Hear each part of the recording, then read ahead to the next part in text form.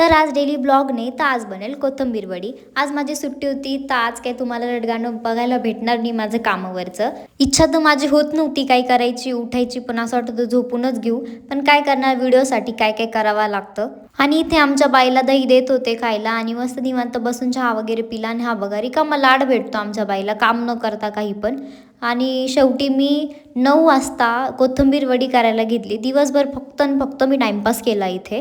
शेवटी करायला घेतली होती आणि त्याला मला माहिती 1 तासच जाणार। आणि मी विचार केला होता एकदम छान एस्थेटिक व्हिडिओ बनवली आणि ते पुड्या पाड्यांमध्ये अर्ध निम्मत सामान ठेवलेलं होतं। म्हटलं मोरदा जसा आहे तसा व्हिडिओ बनवा, कारण की माझी इंस्टा फॅमिली खूप प्रेमळ आहे। मी जसा व्हिडिओ टाकते कसा पण बोलते तरीही बघून घेता, तरीही त्याला कमेंट करता, लाईक करता म्हणून। आणि इथे मी पेस्ट करून घेतली होती कोथिंबीर वडीमध्ये टाकायला। आणि हा 2 मिरच्याच बारीक होत नव्हत्या, मला इतका राग येत होता, शेवटी मी त्यांना काढूनच घेतलं।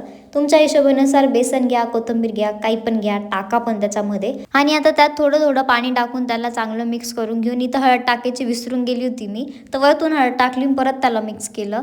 परत थोडंसं मीठ कमी झालं तर मीठ टाकलं। नाही आमच्या बाईला पण कोथिंबीर वडी खायची आहे। आणि माझ्याकडे स्टीमरने इथं जुगाडू स्टीमर घेतले, चाळणी घेतली, त्याच्यावर ऑइल टाकलं आणि तुम्हाला जसा आकार हवा आहे तसा आकार द्या कोथिंबीर वडीला आणि त्याला स्टीम करायला ठेवून द्या। आणि मी चटणी पण करणार होती, चटणी मी पहिल्यांदा करणारी येत तर काही नाही मला, आणि त्याच्यात सुद्धा मी पाणी जास्त टाकून दिलं होतं। आणि मी तुम्हाला सांगते माझ्याकडे शेंगदाणे संपलेले होते, म्हणजे घरात नव्हते, तर मी इथं फरसाणमधले शेंगदाणे काढून त्या चटणीमध्ये टाकले आणि इथं चटणी झाली होती। इथं आपले कोथिंबीर वडी पण छान शिजलेले होते, त्याला मग मी कट वगैरे केलं चांगलं। आणि इथे मी डीप फ्राय नाही करणार आहे, शॅलो फ्राय करणार आहे, ते तुमच्या इच्छेनुसार आहे, तुम्हाला जसं हवं आहे तसं करा।